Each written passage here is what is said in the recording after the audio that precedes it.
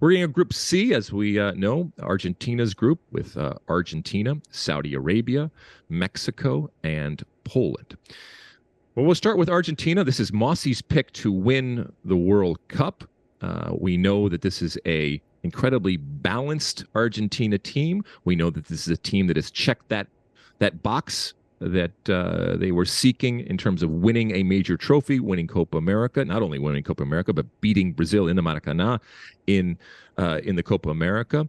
This is a team that has a generational type of player, and arguably the GOAT when it comes to Messi, playing at as good a level as we have seen in a long time without any type of drama, either individual or collectively from a team behind the scenes. And that's not always the case when it comes to Argentina. This is a well-coached team. This is a team, I think, that does not defer simply to Messi and let him do everything, because they are surrounded by talent and they have kind of spread the work out with everybody. And I think the excitement and the confidence that people have in this Argentina team, as is reflected by Mosse and so many others picking them to win the World Cup, I think is completely justified and fair right now. I don't think that they will have any problems getting out of the group or any problems in their 3 group games, but it also doesn't mean that Argentina are just going to blow everybody away and win 4-0 every single game. They did suffer a sneaky big injury loss in Giovanni Lo Celso, who's an important player in the midfield, a player that Messi had a nice chemistry with, so they're going to have to replace him. But other than that, I mean, it's just a very impressive squad. The way Julian Alvarez has emerged with Manchester City this season, so now they have an understudy to Lautaro Martinez up front, Angel Di Maria, obviously Messi. At the back, even guys like Lisandro Martinez and Christian Romero, Emiliano Martinez in goal. So I think the pieces are there. This is the best team Messi's ever had at a World Cup. They're unbeaten in 35, gained a lot of confidence from that Copa America triumph, beating Brazil in the final. They're my pick to win it. I remain convinced of that. I think the stars are aligning here, and certainly they're going to roll through this group. I think they win probably all 3 of the games. Sitting, like you said, on a 35-game win streak. My unbeaten streak. Unbeaten streak. Sorry, unbeaten streak. 2 away from tying Italy's record. Excuse me. I mean, it's just it's pretty incredible. So you and you're sticking with Argentina, right? You're good with that. Like I said, I think South America's due. I think it'll be either Brazil or Argentina. It's pretty much a toss-up between those 2, but I slightly lean Argentina. Do you think that this is Messi's last World Cup? I do.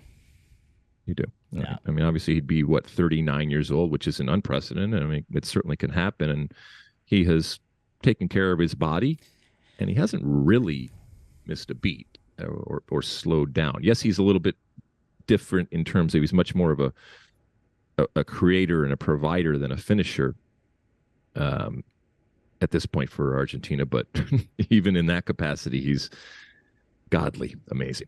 And I am looking for many goals. I am looking for a comprehensive win when it comes to Argentina against Saudi Arabia.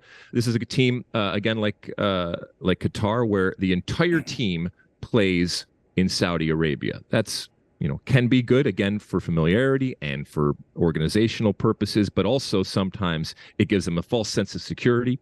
Within the qualifying situation, again, not playing against higher quality competition.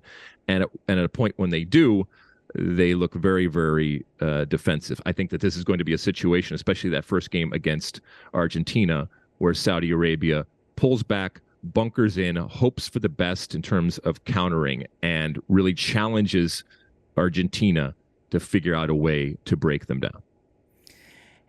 They've only advanced past the group stage of a World Cup once before, and it was actually in the United States in 1994. You might recall in one of their games against Belgium in that tournament, they scored one of the great goals in World Cup history, this almost Maradona 86 England-type goal where a player dribbled the length of the field. But yeah, since then, they've never gotten out of the group, and I think that streak will continue here. I don't see them putting up much of a fight in this opening game against Argentina, nor being much of a threat to get out of this group.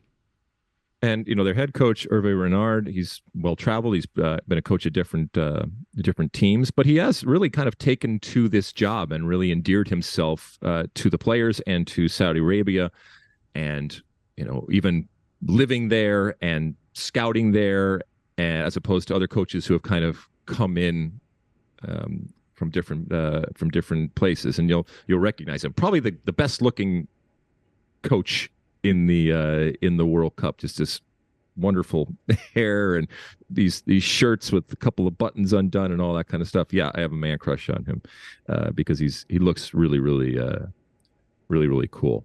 Anything else Saudi Arabia wise, Mosse? That's it. Okay, let's move on to our friends El Tri, Mexico. We know them well. We love them to a certain extent. They are coming into this World Cup, and I cannot think of a time when there has been less confidence. Now, that might play to their advantage because it means that there's, to a certain extent, less pressure on them, but it's still Mexico. And once the World Cup kind of arrives and kicks off, and there will be plenty of Mexican fans, by the way, traveling. I already saw some in the airport even when I was coming in, so they're all starting to get here. And we remember back in Russia, in Moscow. I mean, they were everywhere, the Mexican fans. So they will have support. But I think there's much more of a folded arm type of approach to a lot of the fans when it comes to what this team is. And ultimately, Tata Martino, we know, you can talk about development, you talk about Gold Cups, you can talk about Nations League, you can talk about qualifying, all this kind of stuff. But ultimately, he is there to get them to that fifth game, which is huge in terms of history and problematic in terms of not having been there since, 1986. It's interesting. We talk about their 7 straight round of 16 exits from a negative standpoint, their inability to get to that 5th game. But if we're just talking about getting out of a group, you could spin that positively. Mexico and Brazil are the only 2 countries to reach the knockout stage of the last 7 World Cups. So they have shown this ability to get out of their group at World Cups, which is, you look at some of the groups over the years, that it's been tough, and yet they always figure out a way. So, yeah, I mean, you look at that here, it's why, on paper, I would think Argentina and Poland, and we're going to get to Poland in a minute, would be the favorites. But I'm hesitant to discount Mexico just because they have shown this ability to advance, at least from their World Cup groups. But yeah, looking at the squad, some notable omissions. Santi Jimenez, who I thought would be on there, is not. Diego Lainez. He did bring Raul Jimenez, who's been battling injuries. It's unclear whether he's going to be fit enough to start games in Qatar. They lost, obviously, Tecatito, but Chucky Lozano is there. There's plenty of experience in the midfield at the back, guys like Guardado and Hector Moreno. You've got Edson Alvarez. There are some good players. There's enough there to put together a pretty decent starting 11. But you're right, just the way they've played, it's been so uninspired for most of this cycle that there doesn't seem to be a lot of excitement surrounding this Mexico team. Yeah, I'm excited about Mexico. And first off, Mosse, I think you're dumbing it down for them, and that's part of the problem. Yes, they get out of the group, okay? And I know for many teams, including the U.S. at times, that's kind of the first moment and checked box of a successful World Cup. But ultimately, this is about winning the World Cup. And so at some point, it just can't be acceptable to only get out of the group and then call it a day.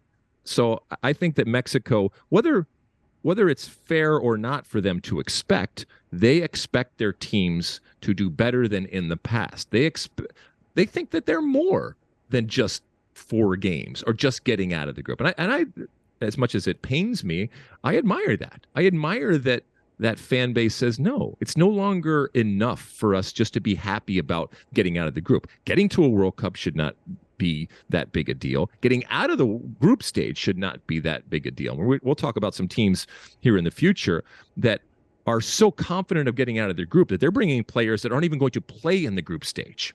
I mean, that's the next level of thinking. And while Mexico, from a talent perspective, might not quite be there, at some point you do have to change your mindset about what you equate with success. I also disagree with you in that I think you have Argentina and Poland coming out. I have Argentina and Mexico coming out. I have this being a successful World Cup ultimately when it comes to Mexico. And when I say successful, because I am more of El Tree purist, I say not just getting out of the group, but Tata Martino takes him to that promised land and gets him to that fifth game.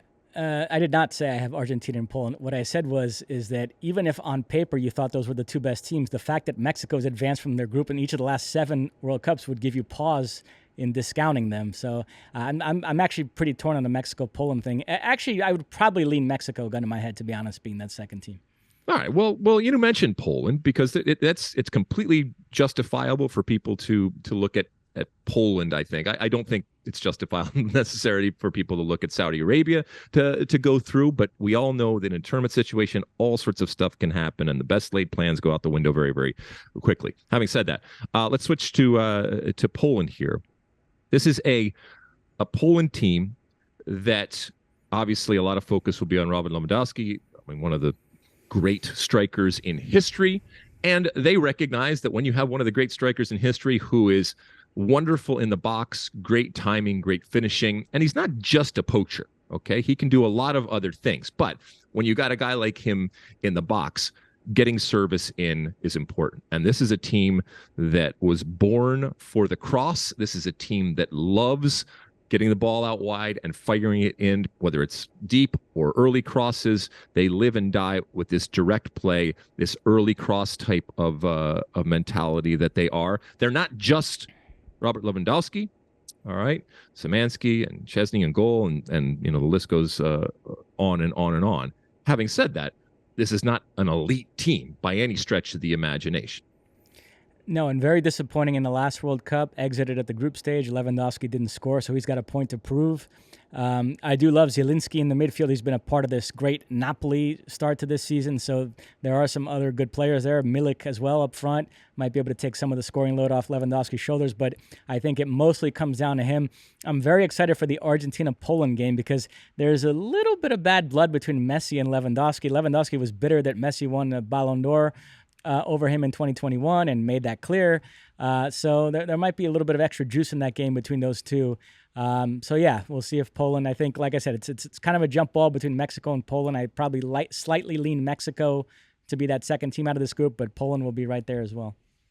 Did you see this story? And, as the World Cup progresses, all of these at times crazy, but really interesting different stories, some of them having to do with what's going on the field, and many of them having to do not even necessarily with on the field. Did you see the story about Robert Lewandowski's personal security guard that was fired by the Polish Federation for potentially being involved in an organized crime connection? It's crazy, but these are the types of things. This will not be the last type of story that makes you go, wow, this is a little bit strange. So anyway, anything else Poland-wise, Mosse? That's it. You like that clip? Well, my State of the Union podcast drops every week. Subscribe now on Apple Podcasts, Spotify, or wherever you get your podcasts.